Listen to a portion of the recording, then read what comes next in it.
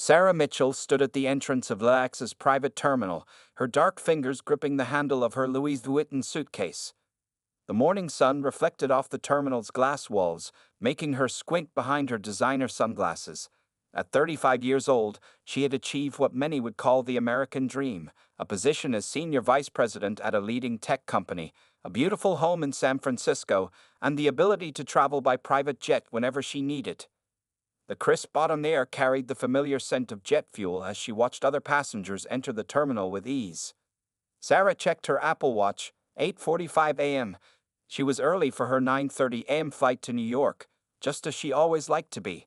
Her mother's words echoed in her mind. You have to be twice as prepared and twice as early when you're black in this world. Today was an important day. Sarah was heading to New York for a major business deal that could change her company's future. Her team had spent months preparing for this presentation, and as the lead negotiator, she couldn't afford any delays.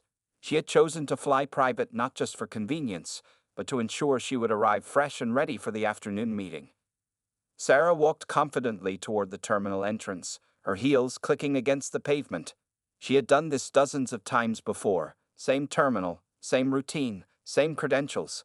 Her chartreuse blazer and black pencil skirt were perfectly pressed, her natural hair styled in a neat crown of braids. Everything about her appearance spoke of professionalism and success. As she approached the glass doors, Sarah noticed a new security guard at the checkpoint. James Wheeler, according to his name tag, stood with his hands clasped behind his back, watching her with an intensity that made her uncomfortable. Sarah had learned to recognize that look, the one that questioned her presence in spaces like this, spaces where people who looked like her were rarely seen. She reached into her designer bag and pulled out her documentation before he could ask. The charter company's authorization, her government ID, and her flight details were all neatly organized in a leather portfolio. Sarah had learned early in her career to anticipate questions and have answers ready before they were asked. Other passengers continued to stream past them, a white couple in their 60s, a young businessman talking loudly on his phone, a group of golf players heading to a tournament. Wheeler barely glanced at their papers before waving them through with a smile. Sarah noticed this detail with the keen awareness that came from years of similar experiences. The morning light streaming through the terminal's windows created long shadows on the polished floor. The air conditioning hummed softly in the background, mixing with the distant sound of jet engines and radio chatter from the security staff's walkie-talkies. Sarah could smell the coffee from the terminal's exclusive lounge, where other passengers were enjoying their pre-flight refreshments. She maintained her professional smile as she extended her documentation toward Wheeler, already anticipating what might come next. Her heart rate picked up slightly, not from nervousness, but from the familiar tension of these moments. Would this be a smooth entrance like any other day, or would it become another story she'd have to tell her friends over wine, another example of the invisible barriers that still existed in 2024? Behind her, a line was starting to form. Sarah could feel eyes on her back, could hear the shuffling of feet and the quiet murmurs of other passengers. She had been in this position before, the spotlight moment where every move, every word, every expression would be scrutinized. Her mother's other favorite saying came to mind: stay calm, stay dignified, but never back down. The air in the terminal seemed to grow thicker as Wheeler took her documents, his expression unreadable. Sarah's phone buzzed in her bag, probably her assistant confirming the final details for the New York meeting. But right now, all her attention was focused on the interaction about to unfold before her. Years of experience told her to start recording mentally every detail of what was about to happen, just in case. Little did Sarah know that this ordinary Thursday morning was about to become anything but ordinary, and her routine business trip would soon turn into a powerful story of confronting discrimination in the most unexpected places. Wheeler held Sarah's documents in his hands, flipping through them with exaggerated slowness. His eyes narrowed as he looked from the papers to her face and back again. The security guard's behavior was different from the friendly demeanor he had shown to other passengers just moments before. "These seem unusual," Wheeler said, his voice carrying across the quiet terminal. "I'll need to see additional identification." He held her charter authorization paper up to the light, as if checking for a watermark that didn't exist. Sarah kept her voice steady and professional. "Those are the standard documents from the charter company, the same ones I've used dozens of times before." She reached into her bag and produced her company ID and passport, even though these weren't typically required for private terminal access. More passengers walked past them. Wheeler barely looked at their papers, giving them quick nods and waves. A white businessman in a rumpled suit brushed through with just a flash of his ID. Wheeler didn't even fully look at it before letting him pass. "There's a new security protocol," Wheeler claimed, though Sarah noticed he hadn't mentioned this to anyone else. "We need to verify your connection to the charter company. Are you sure you're at the right terminal?" His tone suggested she had wandered in by mistake, despite her perfect documentation. Sarah felt her phone buzz again in her bag. The New York meeting was getting closer, and she needed to board soon to arrive on time. She took a deep breath, remembering all the similar situations she had handled throughout her career. "I've flown from this terminal 8 times in the past year alone," she explained calmly. "You can check with the charter company. I have their number right here." Wheeler shifted uncomfortably but didn't back down. "The system is showing some concerns," he said, though he hadn't typed anything into any system. "Maybe you'd be more comfortable at the main terminal." His suggestion carried an obvious meaning. He didn't think she belonged in the private terminal area. Other staff members began to notice the situation. A young woman behind the check-in counter watched with growing concern. 2 other security guards exchanged glances. Sarah noticed their reactions and knew she wasn't imagining the discrimination happening in front of them. "I'd like to speak to your supervisor," Sarah said firmly, maintaining eye contact with Wheeler. She pulled out her phone and began recording the interaction, holding the device where Wheeler could clearly see it. "And I'd like you to explain exactly which protocols are new and why they only apply to me." Wheeler's face reddened. "You can't record in here," he said quickly, though there were no signs prohibiting recording and other passengers were taking selfies just a few feet away. "It's a security violation." Sarah stood her ground. "Please show me that policy in writing." Her voice remained calm but carried the authority of someone used to handling difficult negotiations. Other passengers had stopped to watch, creating an audience to the unfolding scene. The young woman from the check-in counter picked up her phone, speaking quietly but urgently into it. Wheeler noticed this and began to look nervous, but he still held onto Sarah's documents, creating a physical barrier to her entry. "The charter company will need to verify your booking," Wheeler said, creating yet another new requirement. "And we'll need a secondary form of company authorization." His excuses were becoming more elaborate as the situation continued. Sarah looked at her watch again. "You've let 17 people through in the time you've held me here," she said, her voice clear enough for others to hear. "None of them were asked for charter verification or secondary authorization. Would you like to explain why?" The terminal had grown quieter, with only the sound of distant planes and air conditioning filling the space. Other passengers watched the scene unfold, some recording with their phones, others whispering among themselves. The discrimination was becoming impossible to ignore.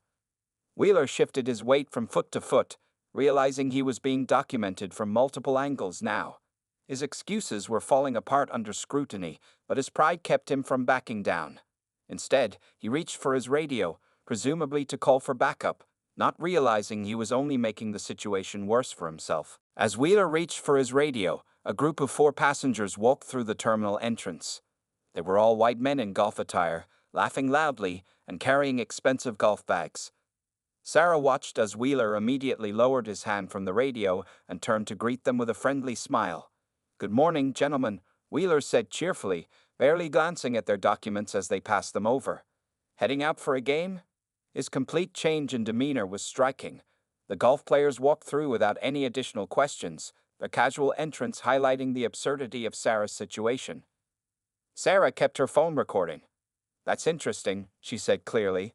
"Those passengers didn't need to verify their charter company connection, and I noticed you didn't check their IDs against any system." Her words carried across the terminal, causing several heads to turn.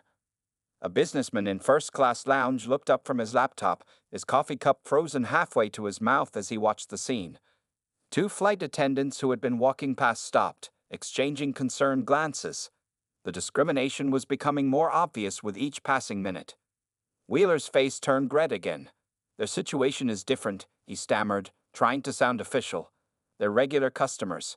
His words hung in the air, making his bias even more apparent. I've flown from this terminal 26 times in the past 3 years, Sarah replied, her voice steady. She pulled out her phone and opened her calendar. Would you like to see the dates? Or should we review the security footage to compare how you're treating different passengers? Just then, another passenger approached. A young white woman in yoga clothes carrying a small designer duffel bag. Wheeler quickly waved her through with barely a look at her documentation. The woman passed by, then stopped and turned around, her face showing confusion and concern as she observed Sarah's situation. Excuse me, the woman in yoga clothes said, walking back to the security desk. Why are you checking her documents so thoroughly when you barely looked at mine? Her question cut through the tense atmosphere, making Wheeler's actions even more difficult to justify. Sarah maintained her professional composure, though inside she felt a mix of frustration and validation. Other passengers began to gather, some openly filming the situation on their phones. The double standard was now on display for everyone to see. Wheeler tried a new excuse. There's been a security alert, he said, looking increasingly uncomfortable. We have to do extra screening for certain. He stopped, realizing how his words would sound if he finished the sentence. For certain what? Sarah asked calmly. Please finish that statement. For certain types of passengers. Based on what criteria exactly? Her questions were precise and pointed, born from years of experience handling similar situations in corporate settings. The young woman at the check-in counter was now openly on the phone with someone, speaking urgently and gesturing toward the scene. Two other security guards stood nearby, looking increasingly uneasy with their colleagues' behavior. A white elderly couple walked in, and Wheeler automatically turned to wave them through. Sarah cleared her throat loudly. Shouldn't you check their charter verification or run their IDs through your system? After all, there's apparently a security alert in effect. The elderly couple stopped, looking confused. The man spoke up. What security alert? We fly from here every month and haven't heard of any new procedures. His statement further exposed Wheeler's fabricated excuses. Wheeler's face was now bright red as he realized how many people were watching and recording. His hands shook slightly as he held Sarah's documents, which he still hadn't returned. The terminal had become eerily quiet except for the sound of phones recording and the distant roar of jet engines. Sarah looked at her watch again. 15 minutes had passed since she first presented her documents. In that time, she had counted 12 passengers who had walked through with minimal scrutiny. Each one served as evidence of the double standard she was facing. I think, Sarah said clearly, her voice carrying in the quiet terminal, it's time for you to either let me through with the same courtesy you've shown other passengers, or explain to everyone here, and to your supervisor, exactly why you're treating me differently. Sarah's phone continued recording as she pulled out a small notebook from her designer bag. Years of dealing with discrimination had taught her to document everything. She began writing down the exact times and details of each passenger who passed through security, her pen moving quickly across the paper.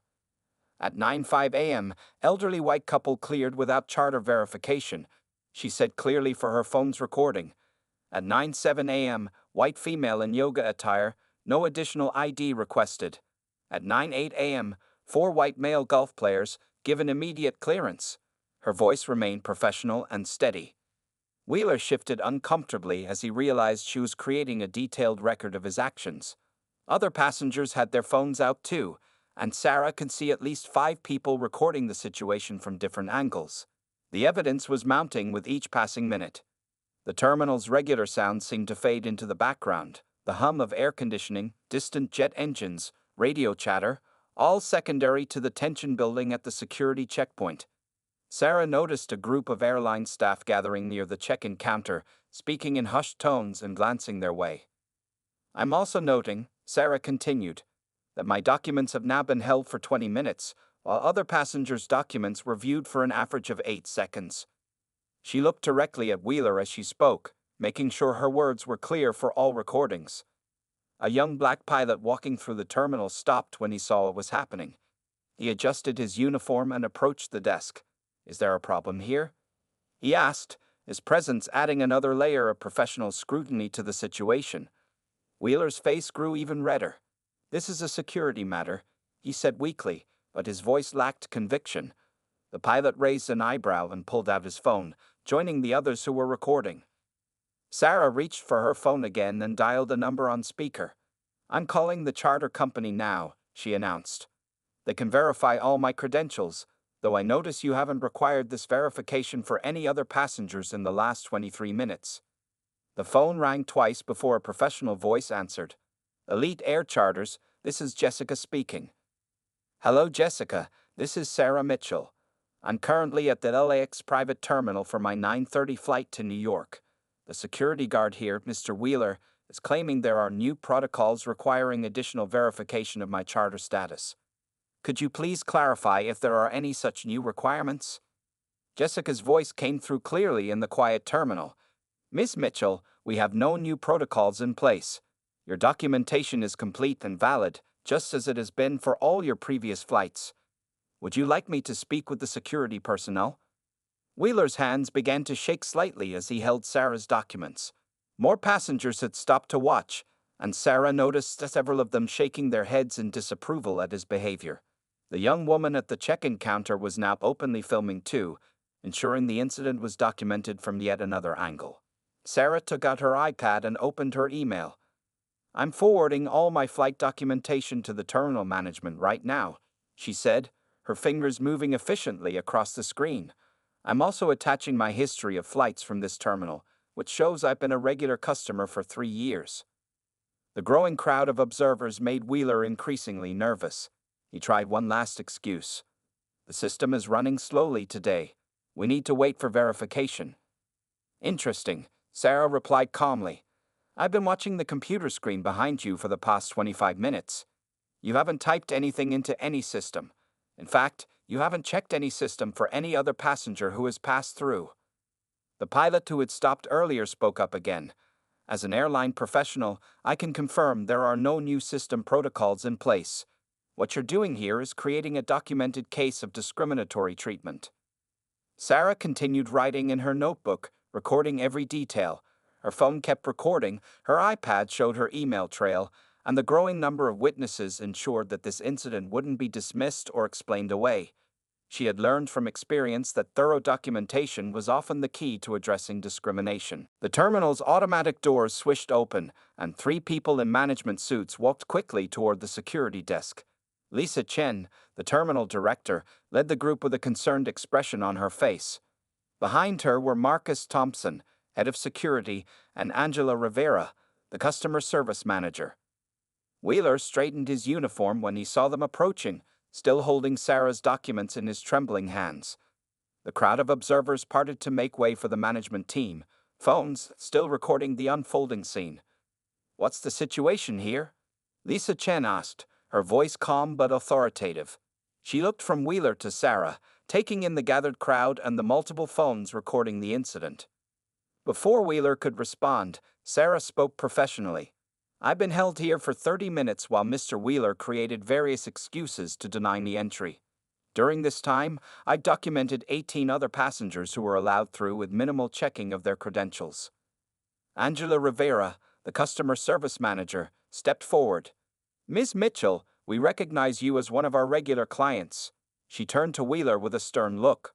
"Why is she being delayed?" Wheeler fumbled with the documents in his hands. There were security concerns.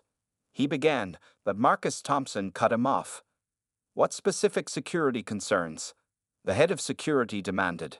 "I've received no alerts, and there are no special protocols in effect today." His dark eyes narrowed as he studied Wheeler's nervous face. The young woman from the check-in counter approached the group, holding her phone. "I have video evidence of Mr. Wheeler's different treatment of passengers over the last half hour," she said quietly to Lisa Chen. "He was letting everyone else through with just a glance at their papers." Sarah maintained her composure as she showed her documentation log to the management team. "I've recorded the times, descriptions, and treatment of each passenger who passed through during my delay. The disparity in treatment is quite clear." Lisa Chen reviewed the notes, her frown deepening. Other staff members had gathered nearby, some looking embarrassed, others angry at their colleagues' behavior.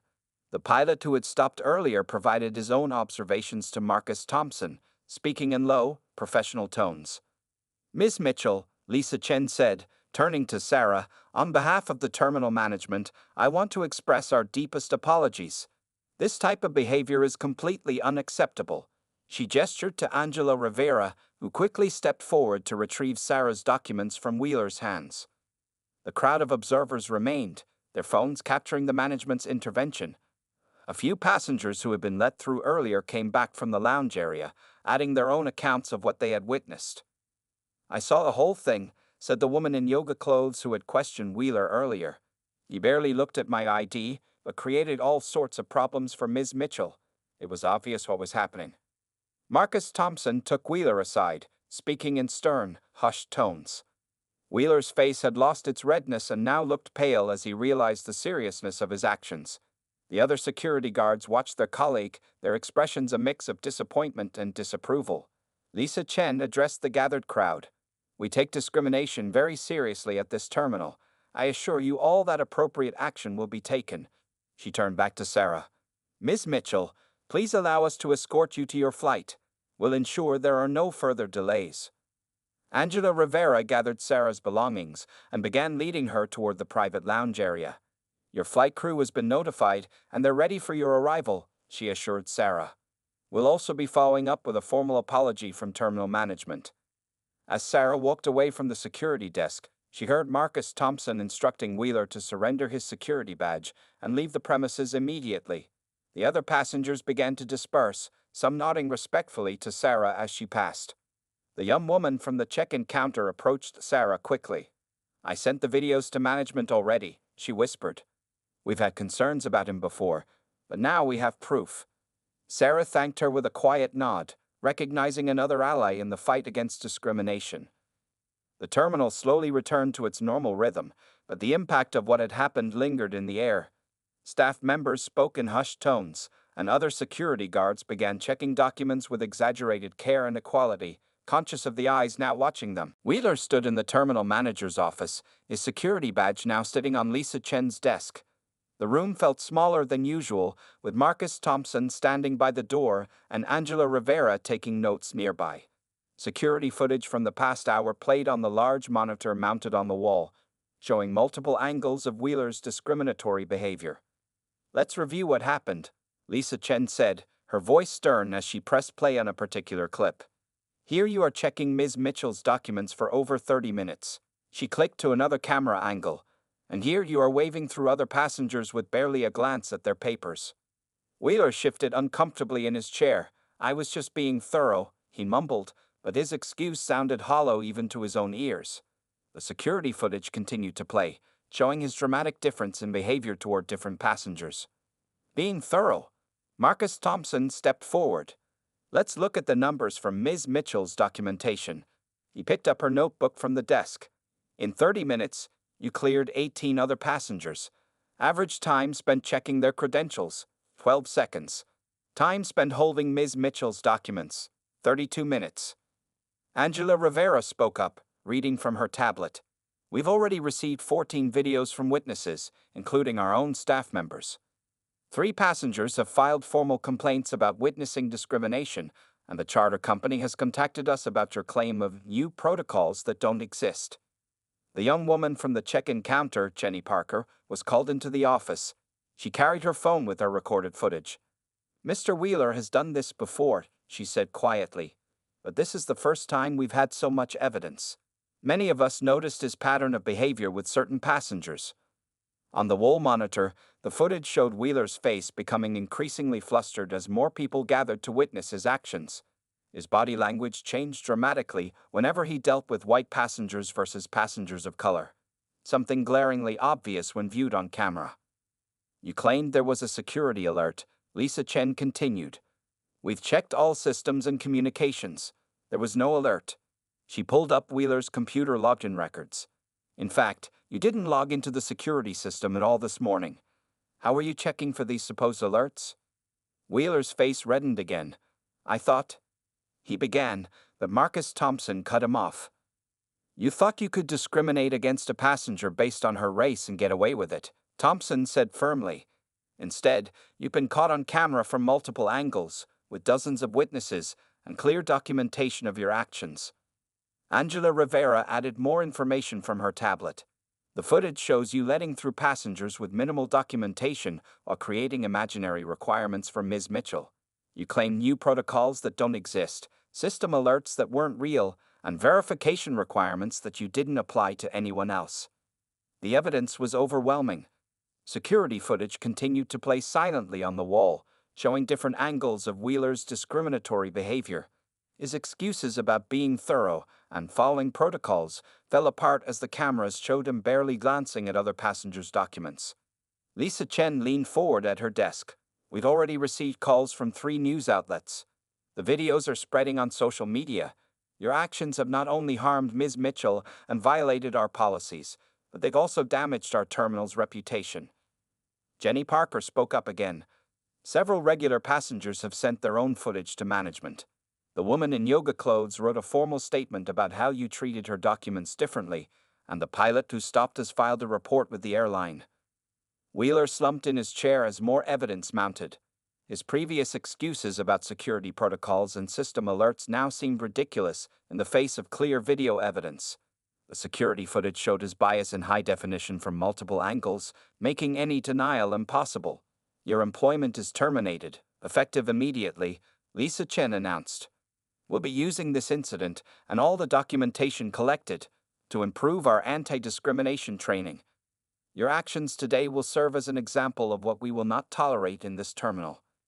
The wall monitor continued to display the footage silently, a constant reminder of how quickly discrimination could be exposed in an age where everyone had a camera ready to record injustice. Sarah sat in the private lounge area, her phone buzzing constantly with messages of support. The terminal's senior staff had gathered around her, each one eager to make things right. Lisa Chen sat directly across from her, while Angela Rivera arranged for priority boarding of her flight. Ms. Mitchell, Lisa Chen began, her voice sincere, we want you to know that we've taken immediate action. Mr. Wheeler has been terminated, and we're implementing new security oversight measures right away. She placed a formal letter of apology on the table between them. Sarah took a sip of the premium coffee Angela had brought her. It's not about one person, she said calmly. It's about the system that allowed this to happen in the first place. Her words carried the weight of experience, making several staff members nod in agreement. Marcus Thompson approached with a tablet showing security footage. We preserved all video evidence, he explained.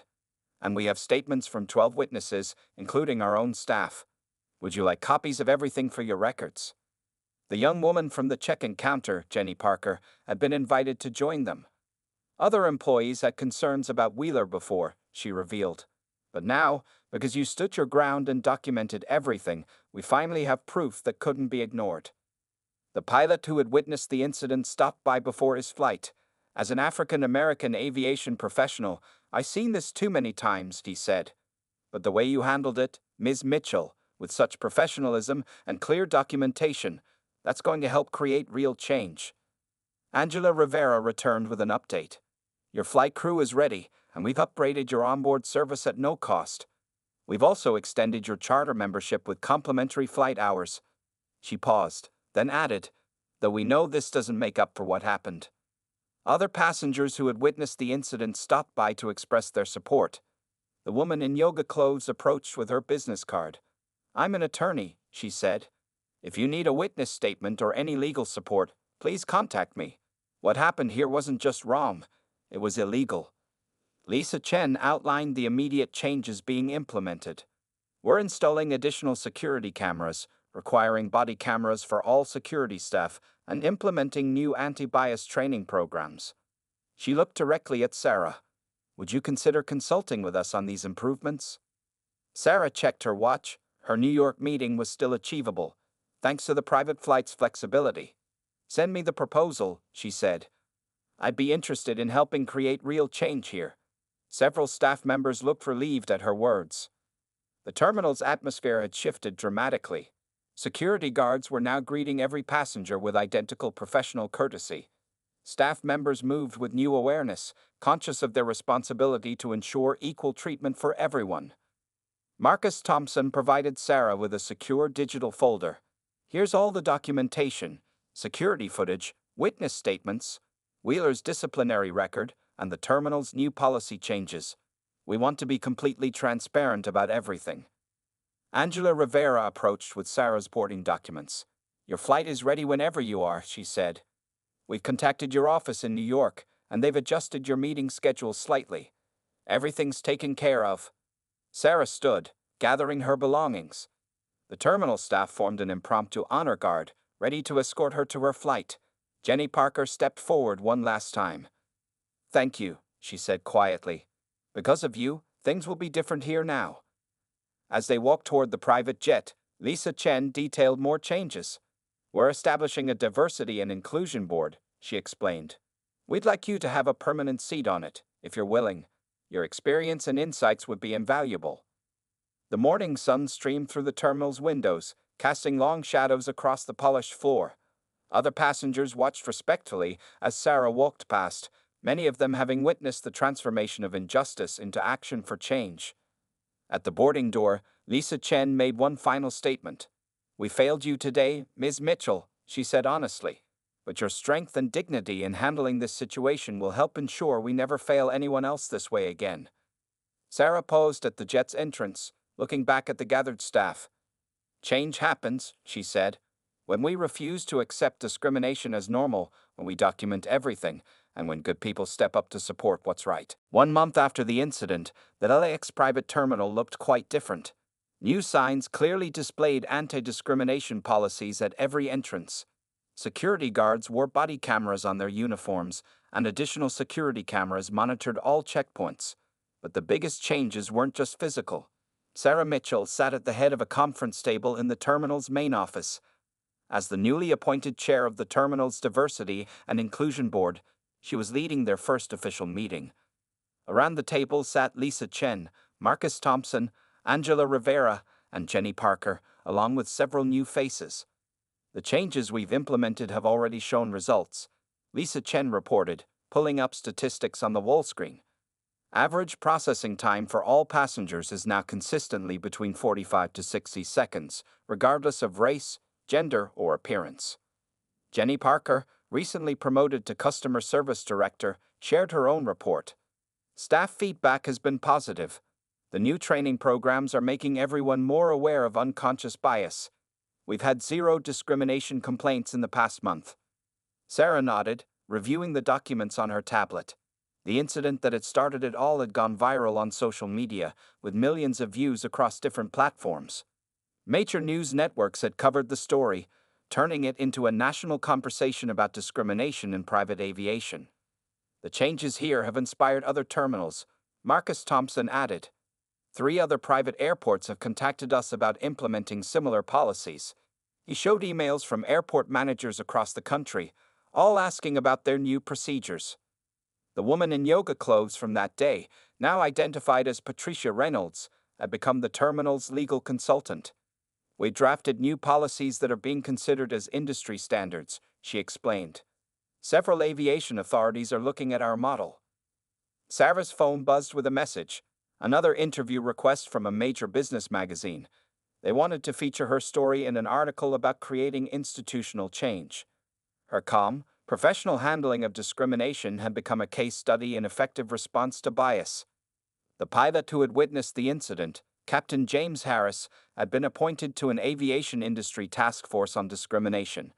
He regularly consulted with Sarah and the terminal team, working to spread their improved practices throughout the industry. "Our customer satisfaction ratings have actually increased," Angela Rivera reported, showing graphs on her tablet. "Passengers feel more secure knowing we have clear anti-discrimination policies and enforcement measures in place." The terminal's staff had undergone complete retraining. Wheeler's former position had been filled by a diverse team of security professionals who understood the importance of equal treatment. Their new hiring practices emphasized diversity, inclusion, and cultural competency. Sarah's documentation of the incident had become part of the terminal's training materials. New employees watched the footage and learned from her composed, professional response. Her detailed note-taking and recording had set a standard for handling similar situations. "The charter companies are pleased with our changes," Lisa Chen said. "They're making our anti-discrimination policies part of their standard contracts with other terminals." The ripple effects of that one morning continued to spread throughout the private aviation industry. Jenny Parker shared social media metrics showing positive responses to their changes. People appreciate seeing real action against discrimination, she explained. It's not just about apologizing, it's about creating lasting change. The terminal had installed a new welcome sign that read, "Everyone with valid credentials flies with equal respect." It wasn't just words. Regular audits and customer feedback showed that the promise was being kept. Sarah looked around the table at the diverse group of professionals working together for change. 1 month ago, discrimination was exposed here, she said. Today, we're setting new standards for the industry. This is how progress happens. The meeting concluded with plans for the future. The terminal would host a conference on aviation industry inclusion. Sarah would be the keynote speaker, sharing her story and the positive changes it had sparked. As Sarah walked through the terminal afterward, she noticed the difference. Security guards treated every passenger with the same professional courtesy. Staff members moved with new awareness and purpose. Passengers of all backgrounds passed through security with equal ease. The afternoon sun streamed through the terminal's windows, illuminating the new signs and cameras. But the real change was in the people, in their attitudes, their awareness, and their commitment to treating everyone with dignity and respect. Sometimes, Sarah thought as she walked to her gate, it takes one moment of standing firm against discrimination to create lasting change. The terminal behind her stood as proof that documentation, professionalism, and persistence could transform a moment of bias into a movement for equality.